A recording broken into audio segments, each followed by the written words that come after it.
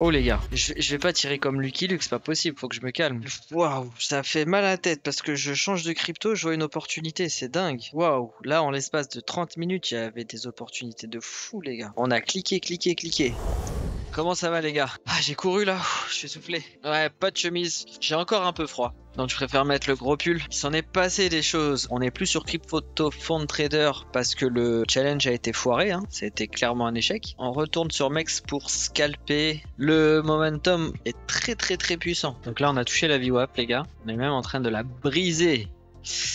46. Et là c'est une première entrée. C'est une première entrée sur ce trade. Mais qu'est-ce que tu bois? C'est un breuvage. C'est le breuvage pour être rentable. Tu mets 500 litres, 500 millilitres. En fait, c'est à prendre quand tu passes une ou deux mauvaises semaines en trading. Tu prends ce breuvage et ça te soigne. Pina colada. Non, non, non, c'est mon shaker de prot. Je pensais pas qu'on allait résister autant. Hein. Allez, on accepte, moins 4 euros. Moins 4 euros, aujourd'hui, on doit faire plus 30 balles. J'aime bien quand le pep me parle. Il me parle directement. Ce niveau pour trade, je l'aime bien. Mais il faut voir la puissance du BTC. Si le BTC décide de pump, peut ne jamais s'arrêter. Et du coup, entraîner le pep. On est dans la zone de trade du pep. Au moins juste pour un petit scalp. Première entrée. Il y a plus beaucoup de volume sur le PEP. Hein. Je confirme. C'est plus du tout comme avant ce qui se passe sur MEX. Là, les plus tradés, c'est le Link, le Sol, le TRB. Mais j'ai pas envie de trader le TRB. Je suis très triste, les gars. C'était une de mes cryptos phares. Quand je regarde le prix évoluer sur MEX, là, c'est pas foufou. Sur MEX, je suis encore à 27. Ok, go. J'ai ma deuxième entrée. Super. Bon, mon trade file, on va voir ce qui se passe maintenant. On est revenu à BE sur le PEP, alors que le BTC tombe. Je me forme en autodidacte, aurais-tu des conseils à me transmettre? Ouais, je vais faire une petite formation, une initiation, c'est très bien. Une initiation au trading pour les très débutants. L'objectif de cette initiation, je pense qu'on le fera en 3 ou 4 sessions d'une heure, c'est à la fin d'avoir les clés et les informations nécessaires pour pouvoir apprendre le trading de la bonne manière. Je dis ça comme si il y avait une méthode magique. Mais ne pas se faire avoir par tout ce qu'on trouve sur internet. C'est pas ouf parce que le PEP, les gars, on a un double top qui me dérange. Me dérange celui-là. J'ai envie de sortir de mon short carrément. Il y a moyen que je me mette à peu. Que mon game plan change à cause de ce double top et de son comportement ici là. Si le BTC tombe là, le PEP va faire ouh la résistance, tu l'avais vu Kissdream. Bon après c'est les 600, celui-là ça va. Allez, je vais placer mes TP et mes SL. Magnifique la résistance sur les 600. Là je regarde et le PEP et le BTC en même temps. Le PEP je vais sortir à bœuf. Je sors à bœuf, le BTC est trop puissant. Tant pis pour le trade. Tu ne trouves pas ça dangereux le PEP niveau capitalisation? Ah oui, le PEP c'est très dangereux, mais je le garde pas plus d'une heure le PEP. Hein.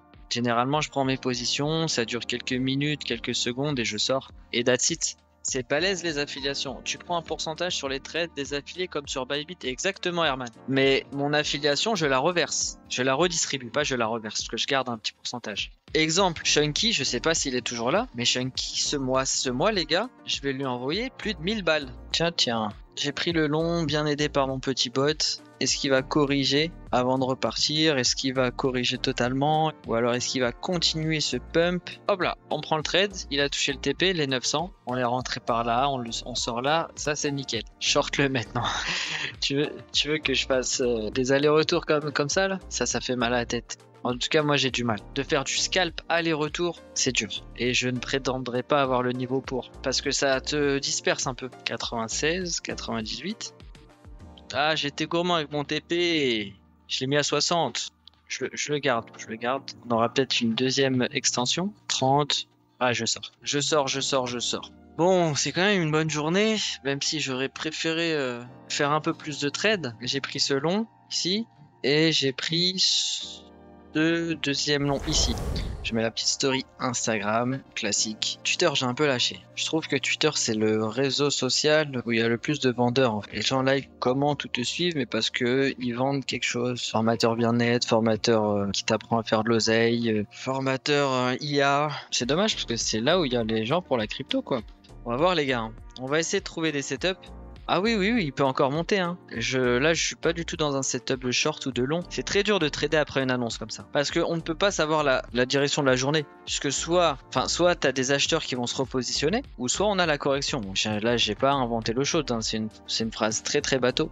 Mais après l'annonce, ça renforce encore plus ce sentiment de doute du marché. On se regarde, on dit on fait quoi maintenant? On prend nos profits, on le fait pumper, mais c'est peut-être trop tôt parce qu'on est en 2023, le halving c'est de l'année prochaine, le contexte actuel du marché est un peu bizarroïde, contrairement aux 4 années précédentes, donc ça va être très dur de traiter. En fait, pourquoi là c'est intéressant de shorter? Bon, on a les traders de trendline, les traders du pattern, les traders fonda qui sont en short. Et on est dans la tendance globale, bien sûr. Le short là, il m'intéresse pas mal. On va le prendre celui-là.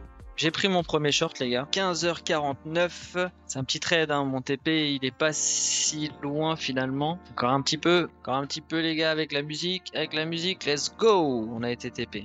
Bon, j'explique rapidement ce petit short. Je me place en 5 minutes, d'accord? Ici, là, à cet endroit-là, on a eu les traders de la trendline qui ont joué la cassure. On a cassé, on est revenu ici au pullback, là, et on est tombé. Quand on est tombé, on a eu les traders du pattern qui ont poussé, qui ont attendu le pullback sur la neckline et qui ont tenté la figure chartiste. Donc ça fait 2 types de traders qui sont short. Troisième point, l'annonce fonda. L'annonce a été hyper positive pour le dollar. Ça a fait pumper le DXY, ça a fait chuter le gold et avec un peu de corrélation, on a vu que c'était pas hyper corrélé. En gros, les traders fonda sont aussi shorters. Donc on a déjà beaucoup de monde qui short. S'ajoute à ça, pour les traders algo, ici, vous pouvez vérifier, c'est le niveau du POC. Donc en gros, la neckline et ce niveau-là, c'était le POC. Donc quand on est parti à cet endroit-là, on a pris la position et juste ici, on avait une belle zone de liquidité. Voilà, donc on s'est fait TP, on est sorti.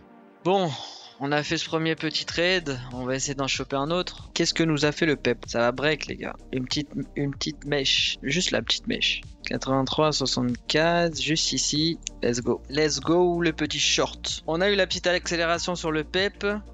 Super, on a été TP, les gars. C'est typiquement ce genre de scalp que l'on fait en live. D'accord, là c'est le deuxième de la journée. On est à plus 1% du capital et on essaye de faire 2% tranquille. Cette stratégie, hein, on l'a fait depuis je sais plus combien de temps sur le stream. Moi, je la faisais personnellement avant. Elle a un win rate entre 65 et 70, voilà. Parce qu'il y a un RR très proche de... Voilà, vous voyez, c'est un RR très proche de 1. On a fait 2 petits trades qui sont bien passés. On a fait 2 tiers de l'objectif. 614, 700.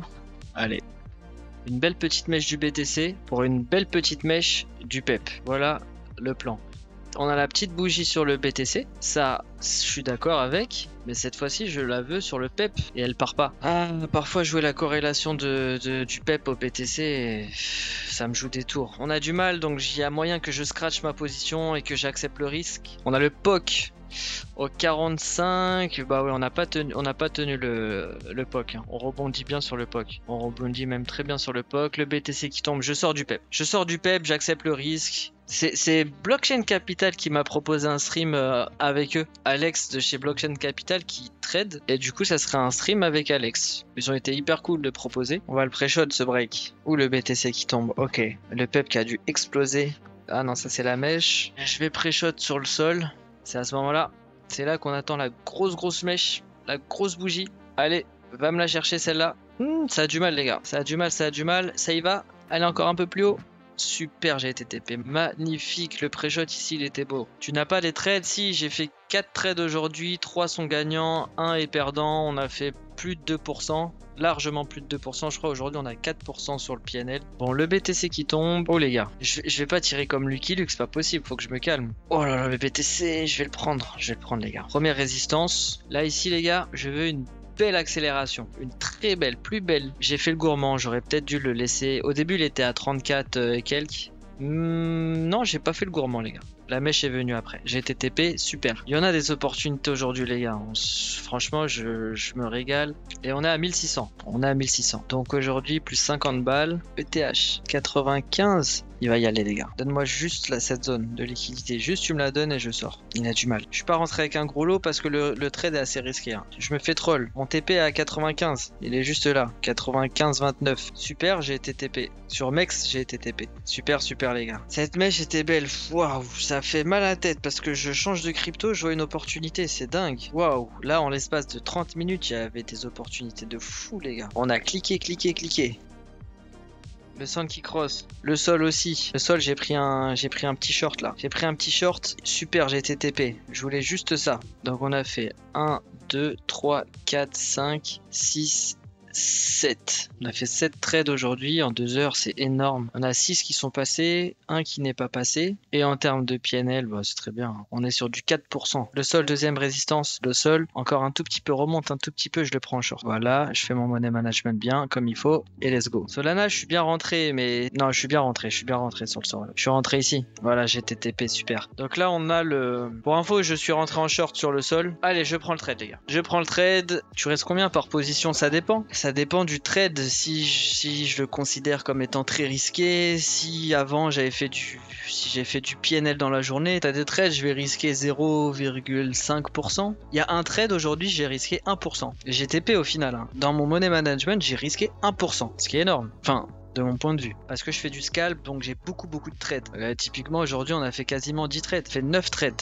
8 gagnants, 1 perdant. Si ça se passe bien aujourd'hui, on est au-dessus des 1700. Ça tombe, mais là, j'ai envie de l'acheter, là, le BTC. J'ai envie de l'acheter. Ok, bon, premier trade de la journée, les gars. Je vais le prendre en long. J'ai mis un petit capital, un SL sympa et un TP sympa. C'est pas le trade de la journée, mais j'aime beaucoup la réaction du prix. Donc là, c'est plus un long. On va essayer de chercher le premier TP qui est par là, là. Tu veux faire un bot? C'est un projet que j'ai proposé, hein. C'est un atelier. Je veux pas faire un bot.